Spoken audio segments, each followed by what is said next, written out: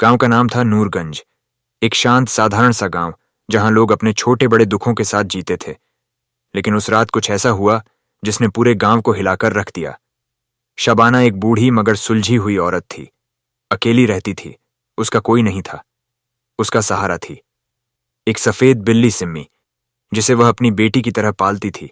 सिम्मी दिन भर शबाना के साथ रहती, उसकी बातों का जवाब अपनी आंखों से देती और रात को उसके पैरों में सिमट कर सोती। उस रात भी जैसे ही अजान की आवाज खत्म हुई, शबाना ने देखा कि सिमी दर्द में है। उसका शरीर कांप रहा था और वह अजीब अजीब सी आवाजें निकाल रही थी। शबाना समझ गई कि सिममी को बच्चा होने वाला है। उसने जल्दी से एक पुराना कंबल बिछाया और सिममी को वहीं लिटा दिया। लेकिन जो हुआ वो इंसानी सोच से परे था। सिम्मी ने एक इंसानी बच्चे को जन्म दिया। गोरा रंग, चमकती आंखें और दो छोटी छोटी मुट्ठियां। शबाना की आंखें फटी की फटी रह गईं। उसे लगा कि वह कोई सपना देख रही है।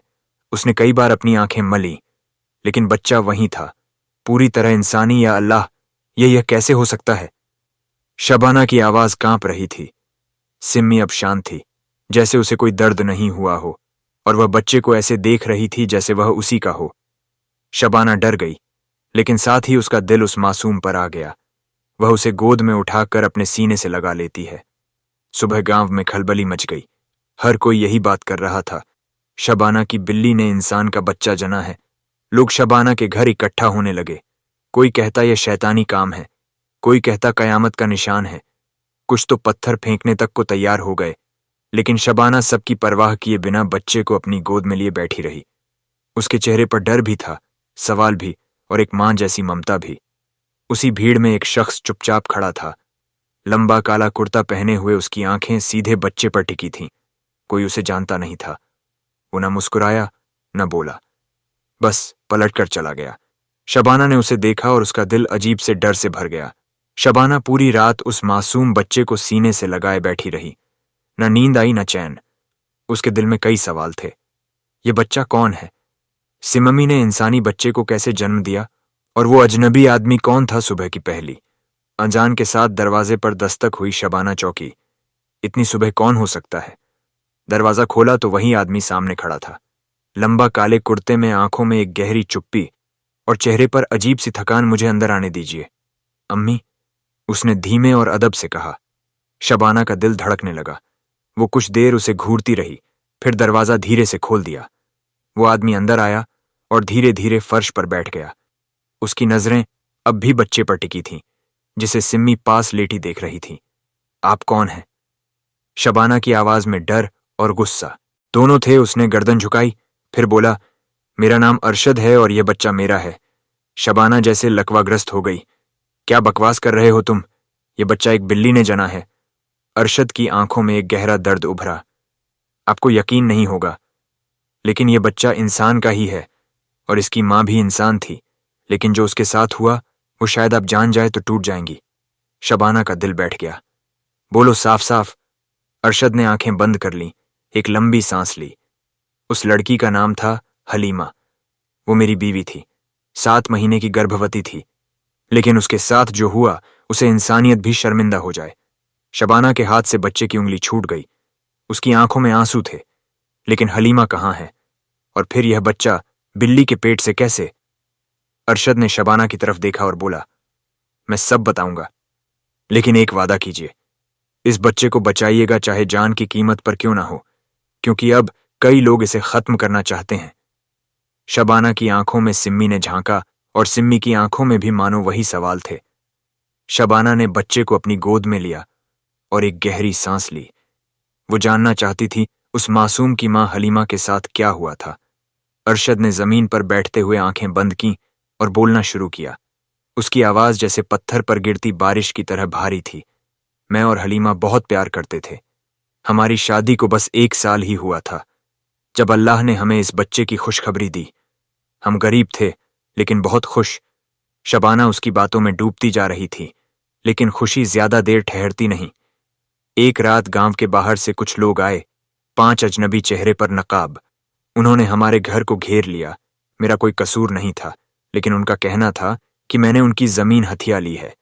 मैंने लाख मिन्नतें की, लेकिन उन्होंने अरशद की आवाज रुक गई, गला भर आया। उन्होंने मुझे बांध दिया और मेरी आंखों के सामने उसकी आंखों से आंसू बह निकले। हलीमा को उठाकर ले गए। शबाना की रूह कांप गई। 3 दिन बाद वह हलीमा को एक बंद बोरी में डालकर घर के बाहर फेंक गए। वह बोल भी नहीं पा रही थी। शरीर खून से सना था, लेकिन सबसे बड़ा सदमा यह था उसका पेट छीड़ दिया गया था। मैं उसे लेकर डॉक्टर के पास भागा। डॉक्टर ने कहा, बच्चा अब पेट में नहीं है, लेकिन कोई ऑपरेशन का निशान भी नहीं था। सब कुछ ऐसा जैसे किसी ने बच्चे को गायब कर दिया हो, बिना कोई निशान छोड़े। मैं पागल हो गया था। हलीमा की हालत नाजुक थी और 2 दिन बाद उसने मेरा हाथ पकड़कर बस इतना कहा, अगर मेरा बच्चा जिंदा है तो वह किसी बिल्ली के पास होगा, और वह चल बसी। शबाना के हाथ से बच्चा लगभग गिर ही गया। क्या कहा हलीमा ने कि बच्चा किसी बिल्ली के पास होगा? शबाना की आंखें अब सिम्मी पर टिकी थीं। सिम्मी वहीं बैठी थी। उसकी आंखों से एक चमक निकली और उसने बच्चे की तरफ देखा, जैसे कह रही हो, मैंने इसे बचाया है। शबाना के होंठ कांपने लगे। क्या तुम कहना चाहते हो कि इस बिल्ली ने उस बच्चे को अपनी कोख दी? अरशद ने सर झुका लिया। मैं नहीं जानता ये कैसे हुआ, लेकिन मैं जानता हूं ये वही बच्चा है, और अब वह लोग जिन्होंने हलीमा को मारा उन्हें भी खबर लग गई है। कौन लोग? शबाना चीखी। अरशद ने कांपती आवाज में कहा, गांव का सरपंच और उसके 3 बेटे। शबाना के पैरों तले जमीन खिसक गई। रात के करीब 2 बजे थे। बाहर ठंडी हवाओं का सन्नाटा था और घर के अंदर एक डर भरा सुकून। शबाना, अरशद और वो बच्चा पास पास बैठे थे। सिम्मी एक कोने में लेटी थी, लेकिन उसकी आंखें खुली थीं, जैसे किसी अनदेखे खतरे को भांप रही हो। तभी धड़ दरवाजे पर जोर से दस्तक हुई। अरशद फौरन खड़ा हो गया। शबाना का दिल हलक में आ गया। कौन है? शबाना ने कांपती आवाज में पूछा। बाहर से एक आवाज आई, अम्मी, मैं रहमान हूं, सरपंच का बेटा, आपसे कुछ बात करनी है। अरशद का चेहरा सफेद पड़ गया। वही है, उन्हीं में से एक।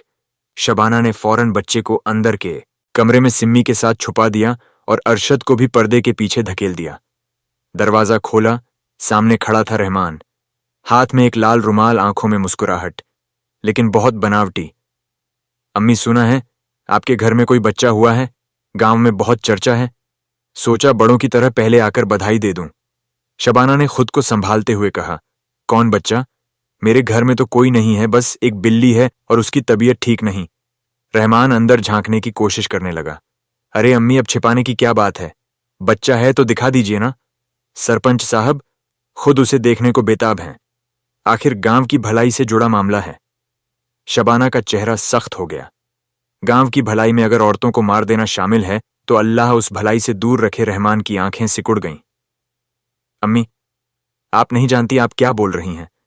इस बात का अंजाम बुरा हो सकता है तो हो जाए, बुरा अंजाम, लेकिन वो बच्चा मैं किसी हैवान के हवाले नहीं करूंगी।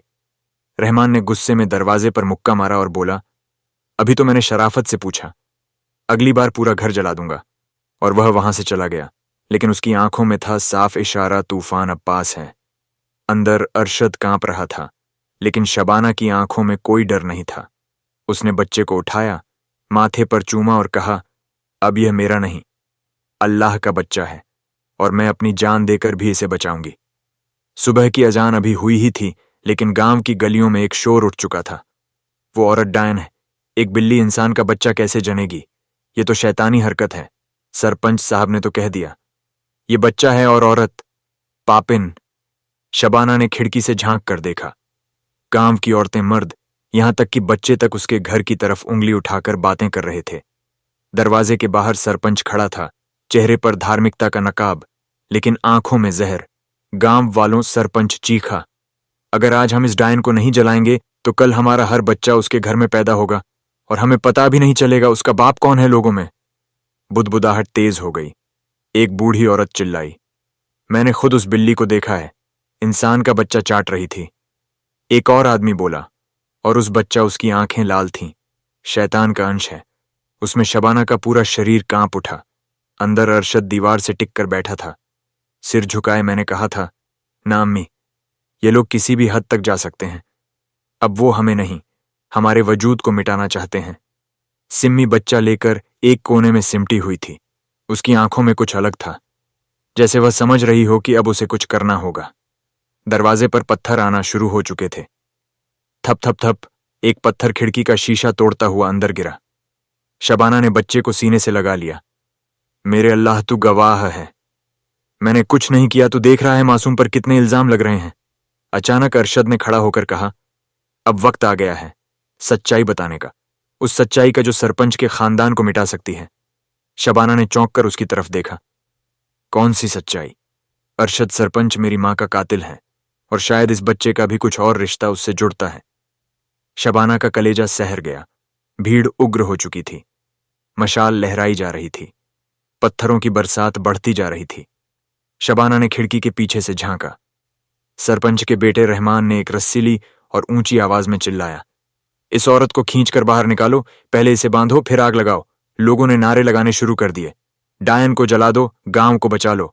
और तभी अरशद दरवाजा खोलकर बाहर आ गया। भीड़ रुक गई। सबकी निगाहें उस दुबले पतले कांपते मगर डरे बिना खड़े इंसान पर जा टिकी। रुको, एक भी कदम और आगे बढ़ाया तो किसी को जिंदा नहीं छोड़ूंगा। लोग हक्के बक्के रह गए। सरपंच ने गुस्से से आंखें तरेरी, तू बीच में क्यों आ रहा है? तू भी उस डायन के साथ मिला हुआ है। अरशद की आंखें लाल हो चुकी थीं।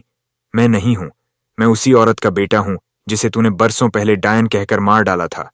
क्या बकवास है? भीड़ में हलचल हुई। मेरी मां रजिया बानो, उसे तुमने सिर्फ इसलिए मार दिया क्योंकि उसने तुम्हारे गुनाह देख लिए थे।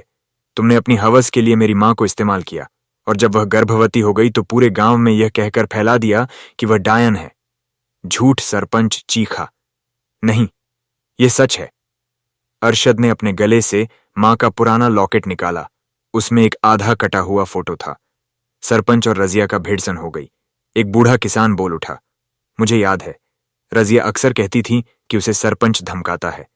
एक औरत बोली, हमने उसकी बातों पर कभी यकीन नहीं किया और उस बेचारी को कुएं में फेंक दिया गया था।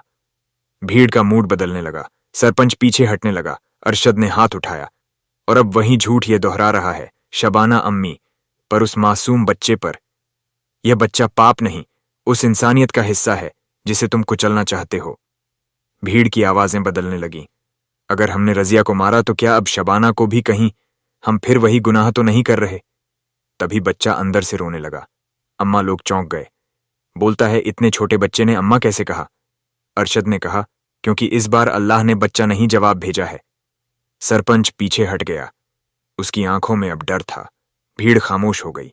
कुछ लोगों ने मशालें नीचे गिरा दी और अचानक कोई बोला, सरपंच को पकड़ो, अब जवाब देना होगा। भीड़ छन चुकी थी। सरपंच को गांव वालों ने पंचायत के सामने खड़ा कर दिया था, लेकिन शबाना के घर के भीतर तूफान अब भी जिंदा था। सिम्मी, वो रहस्यमय बिल्ली, कई दिनों से बच्चा छोड़कर कुछ अलग सी हो गई थी। वह उसे घूरती जैसे जानती हो कि कुछ बड़ा होने वाला है। उसके हाव भाव बदल चुके थे। शाम को जब शबाना और अरशद थके हारे बच्चे को सुला रहे थे, तभी घर के बाहर अचानक एक जोरदार धमाका हुआ। बूम! दरवाजा झटका, एक पत्थर खिड़की से टकराया। सरपंच गांव से भाग चुका था, लेकिन जाते जाते बदला लेने की कोशिश की थी। एक जलती मशाल घर की दीवार को छू चुकी थी। शबाना और अरशद पानी लाने दौड़े। उसी वक्त सिममी तेजी से झपटी और जलती हुई आग की लपट्टों के बीच कूद गई। एक बच्चा जल ना जाए, शायद यह सोचकर उसके रोएं जलने लगे। वो जमीन पर लौटने लगी। शबाना की चीख निकल गई। सिम्मी शबाना ने तुरंत आग बुझाई और सिम्मी को गोद में उठा लिया। लेकिन तब कुछ ऐसा हुआ जिसे देखकर सब हक्के बक्के रह गए।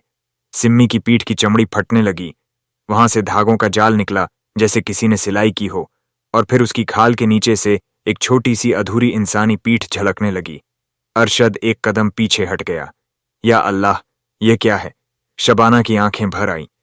यह बिल्ली नहीं थी। सिम्मी धीरे धीरे करहते हुए अपनी आंखें खोल रही थी। उनमें अब वह तेज पवित्र समझदारी झलक रही थी जो किसी इंसान में होती है। फिर एक धीमी टूटी फूटी आवाज उभरी, सिम्मी की ओर से बचाया मैंने उसे, क्योंकि वह मेरा आखिरी हिस्सा है। अरशद फर्श पर बैठ गया, पसीने पसीने।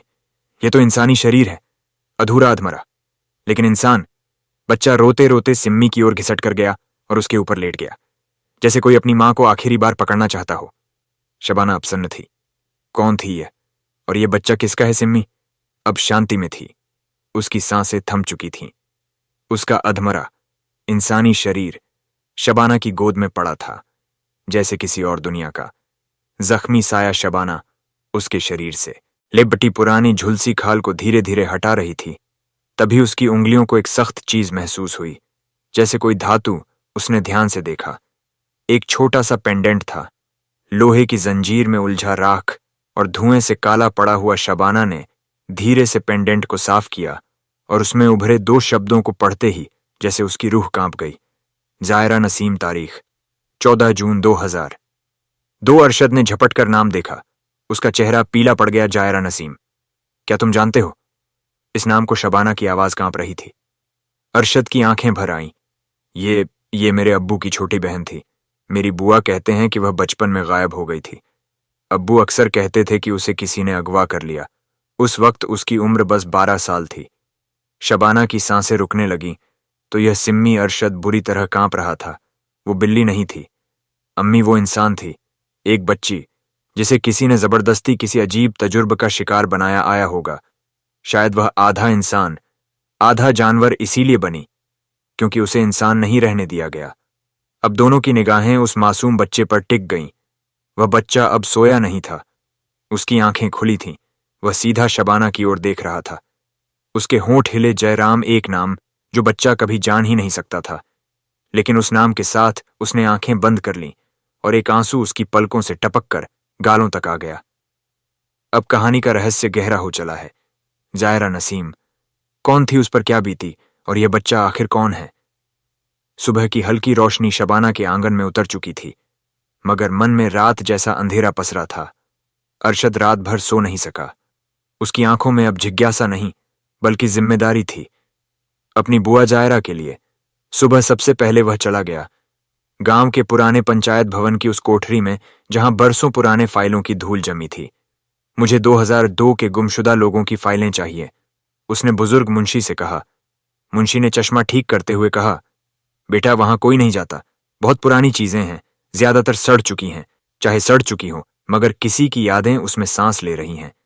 अरशद ने दरवाजा खोला और पुराने लकड़ी के बक्से खंगालने लगा। घंटों की तलाश के बाद उसे एक फाइल मिली। उस पर लिखा था FIR नंबर 14 जेडम 2002, नाम जायरा नसीम, उम्र 12 वर्ष, गुमशुदगी की तारीख 14 जून 2002। स्थिति मामला बंद, कोई सुराग नहीं मिला। फाइल में एक धुंधली सी तस्वीर थी, एक मासूम सी लड़की जिसकी आंखों में डर और उम्मीद दोनों झलकते थे। लेकिन फाइल में एक और चीज थी, एक छोटा सा नोट जो शायद जांच अधिकारी ने अपने हाथ से लिखा था। आखिरी बार उसे गांव के बाहरी जंगल की सीमा पर देखा गया था, जहां सरपंच सलीम का फार्म हाउस है। अरशद के दिल में आग सी लग गई। सरपंच सलीम वही जिसने शबाना और बच्चे को मारने की कोशिश की। अब सारी कड़ियां जुड़ने लगी थीं। जायरा, सलीम, फार्म हाउस और वह अधूरा बच्चा। अरशद वापस घर भागा। शबाना ने दरवाजा खोला। उसकी आंखें पूछ रही थी, क्या पता चला? अरशद ने सांस रोककर कहा, सिममी सच में जायरा थी। उसे सरपंच ने ही अगवा किया था और शायद उस पर कोई भयानक प्रयोग हुआ। किसी फार्म हाउस में उसे इंसान से जानवर बना दिया गया। तो यह बच्चा, अरशद की आंखें नम हो गईं। हो सकता है यह जायरा के साथ हुई जुल्म की सबसे आखिरी निशानी हो, और शायद सबसे पवित्र भी। अब रहस्य बेहद गंभीर हो चुका है। सवाल उठता है, सरपंच ने जायरा के साथ क्या किया, और क्या कोई और इस खेल में शामिल था? रात गहरा चुकी थी। चांद बादलों में छिपा था और हवाओं में कुछ अजीब सी बेकली थी। अरशद और शबाना उस नन्हे बच्चे को साथ लेकर गांव के बाहर की उस राह पर चल पड़े जो अब उजाड़ हो चुकी थी। सरपंच सलीम का पुराना फार्म हाउस, जहां 2002 में जायरा नसीम को आखिरी बार देखा गया था। झाड़ियों और कांटों को हटाते हुए वे उस टूटी हुई दीवार के पास पहुंचे जो किसी वक्त फार्म हाउस की सीमा थी। सब कुछ वीरान था, लेकिन दीवारें अब भी जिंदा लग रही थीं, जैसे कुछ कहना चाहती हो। अरशद, क्या यह सही है? शबाना की आवाज कांप रही थी। अगर हम वहां नहीं गए जहां जायरा को गुम किया गया था, तो हम सच्चाई से दूर ही रहेंगे, अरशद ने कहा। वे अंदर घुसे। पुराना दरवाजा चरमरा कर खुला, जैसे किसी ने बरसों बाद उसे फिर छुआ हो। फार्म हाउस की अंदरूनी हालत देखकर दोनों के रोंगटे खड़े हो गए। जमीन पर लोहे की जंजीरें पड़ी थीं, कुछ जले हुए पुराने कागज और दीवार पर स्केच किए गए। अजीब अजीब से चित्र, एक आधी लड़की और आधा जानवर, जैसे किसी ने विज्ञान और पागलपन का खतरनाक संगम बना रखा हो। तभी बच्चे ने अपना हाथ एक खास जगह की ओर बढ़ाया, एक लकड़ी के पैनल की दीवार की ओर। अरशद ने धीरे से उस पैनल को छुआ। वो हिला। एक छुपा दरवाजा खुला। सीढ़ियां नीचे जाती थीं। अंधेरे में शबाना ने बच्चा अपनी गोद में लिया और अरशद के साथ नीचे उतर गई।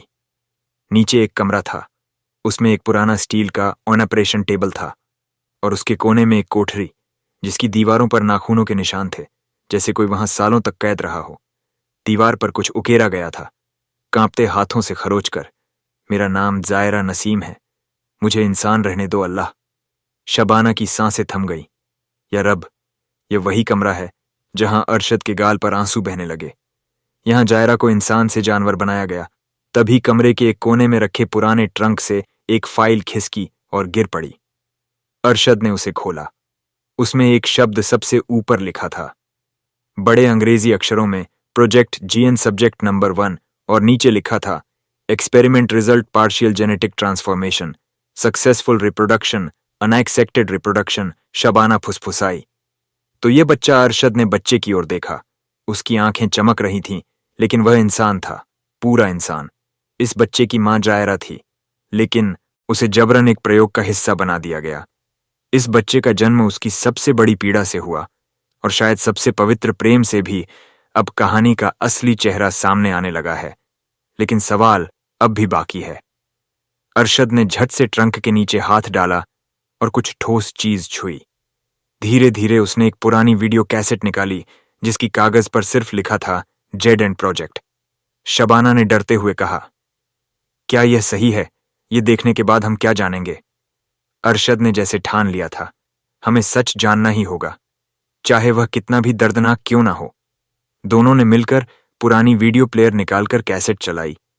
काली स्क्रीन के बीच अचानक एक सीन चमका। एक छोटी लड़की जो जायरा लग रही थी, अंधेरे कमरे में बंधी हुई, फिर दिखाई दी। ये कुछ पुरुष जो लैब कोट पहने हुए थे और एक मशीन जिसमें खून और कोशिकाओं के नमूने लिए जा रहे थे। जायरा की चीखें, उसका दर्द और उसकी आंखों में डर साफ नजर आ रहा था।